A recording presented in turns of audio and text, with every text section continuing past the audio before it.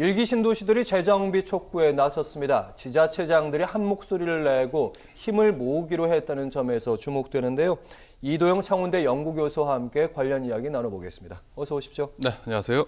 네, 이대로는 안 된다. 일기 신도시들이 한 목소리, 그러니까 기초자치단체장들이 한 목소리를 내서 이목이 집중되는데 30년이 지났습니다. 92년 초였나요? 그때쯤 건설됐으니까. 문제가 여러 발생한다죠? 그렇습니다. 일기 신도시들이 건설된 지 이제 무려 30년이 지나면서 각종 문제점으로 어려움을 호소를 하고 있는데요. 수도에서 녹물이 나오거나 아니면 극심한 주차난 등으로 해서 열악한 주거 환경 때문이죠. 이에 대한 주민들의 불만이 지금 고조되고 있는 상황입니다. 대표적인 일기 신도시들이죠. 군포, 안양이라든지 고양, 성남, 부천 등이 이제 1980년대 후반에 폭등하는 집값, 그리고 집값을 안정시킬 뿐만 아니라 주택난을 해소하기 위해서 만들어진 대표적인 계획 도시들이라고 할 수가 있는데요.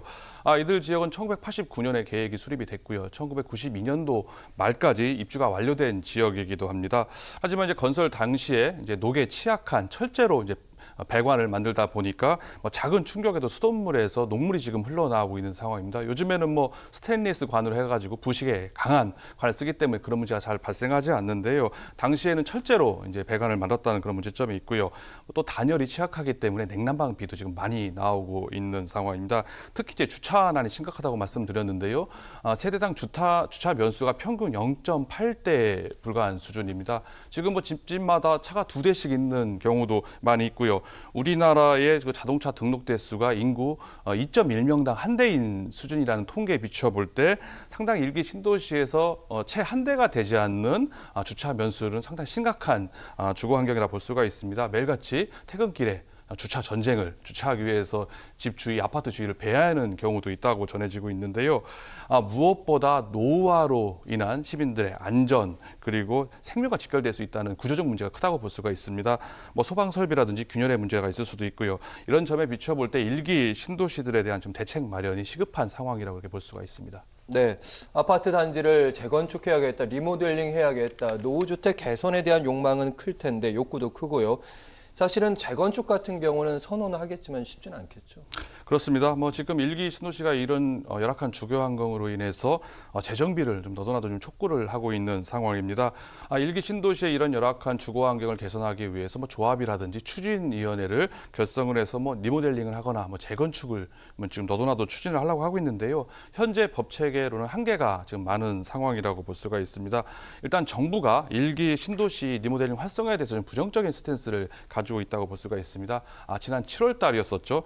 정부가 수도권 주택 공급 확대 방안으로 일기 신도시에 대한 활성화 사업에 대해서 이를 검토를 했었거든요. 하지만은 이를 추진하기 않기로 결정을 하면서 일기 신도시 주민들의 거센 반발 그리고 원성을 샀기도 했던 적이 있었습니다.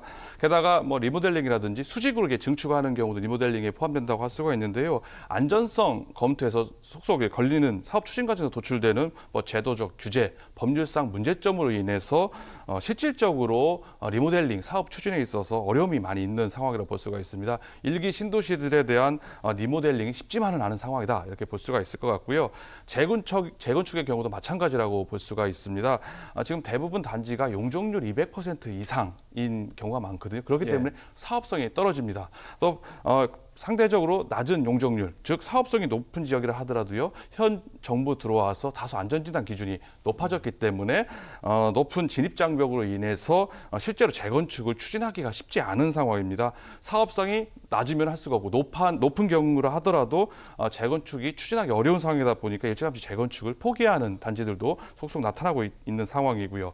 주거 환경은 점점 더 나빠지는 반면에 주민들의 불편, 불만 점점 고조되고 있는 상황이기 때문에 하지만 또 대책이 또 없는 상황 아니겠습니까? 예. 그래서 지역 정치권이라든지 단체장들이 나서서 이 문제를 해결해야 되지 않느냐 이렇게 목소리를 높이고 있는 상황입니다. 네, 그래서 지역의 5개 기초자치단체장들이 나섰는데요. 국회에서 기자회견을 열었습니다. 은수미 성남시장 같은 경우는요, 분당에 있죠. 주민들 극심한 불편과 상대적 박탈감에 시달리고 있다. 장덕천 부천시장 같은 경우는요, 최초의 계획 도시인 만큼 정부가 중장기적으로 로드맵을 갖고 근본적인 대책을 마련해야 된다. 5개 시의 시장이 국회에서 기자회견을 하는 모습 흔히 보는 장면은 아니죠. 그렇습니다. 지난 10일 날에 있었던 일인데요.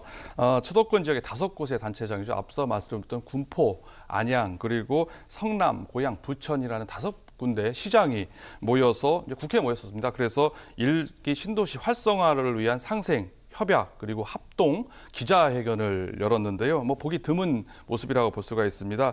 이들은 일기 신도시가 미래 수요를 반영하기 위한 신계획 도시로 다시 만들어야 된다라고 주장을 했는데요. 그렇게 하기 위해서 신도시 활성화 특별법을 제정해야 된다. 그리고 정부의 대책을 요구하고 나섰습니다.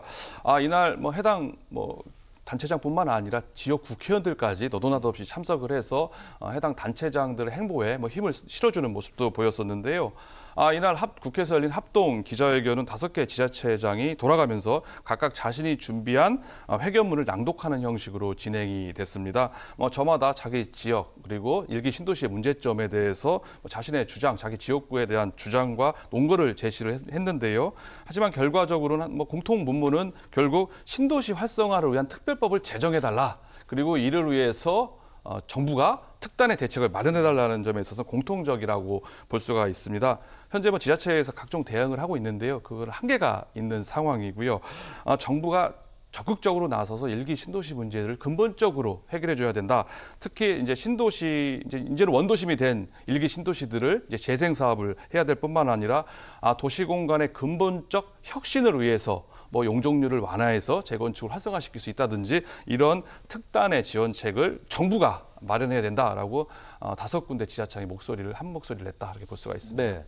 근데 정부 입장도 이해가 안 가는 건 아닌 게 잠잠해진 부동산 시장에 혹시라도 재건축 규제 완화 이런 얘기했다가 잘못된 신호를 주는 거 아니냐 이런 고민도 좀 있을 것 같은데 그럼에도 불구하고 계속해서 노후주택을 방치하는 상태로 놔둘 수는 없는 거잖아요.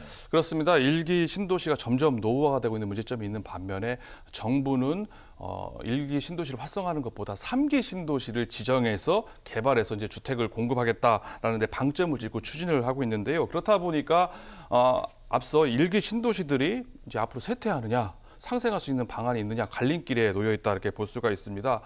물론 일기 신도시가 노후화로 인해서 지금 선호도는 많이 떨어진 상황이라고 볼 수가 있는데요. 하지만 일기 신도시들이 이미 교통이라든지 생활 인프라가 잘 갖춰져 있는 지역이기도 합니다. 그렇기 때문에 노후화 문제를 잘 해결하게 되면은 경쟁력이 많을 수 있는 지역이라는 측면도 있습니다. 예. 즉 노후화 문제만 해결하게 되면은 시민들로부터 많은 인기, 수요가 있는 지역이라는 장점이 있기 때문에 일기 신도시에 대한 리모델링, 재건축 지금은 어렵지만 이게 제대로 이루어진다고 하면은 큰 돈을 들이지 않고 단기간에 최대 효과를 누릴 수 있는 장점이 있습니다. 이렇게 되면 서울의 인구 집중 현상을 이제 완화시킬 수 있을 뿐만 아니라 분산 효과가 발생하기 때문에 도심의 서울 수도권 도심의 주택 가격 상승을 완화시키는 긍정적인 측면도 있다고 볼 수가 있습니다.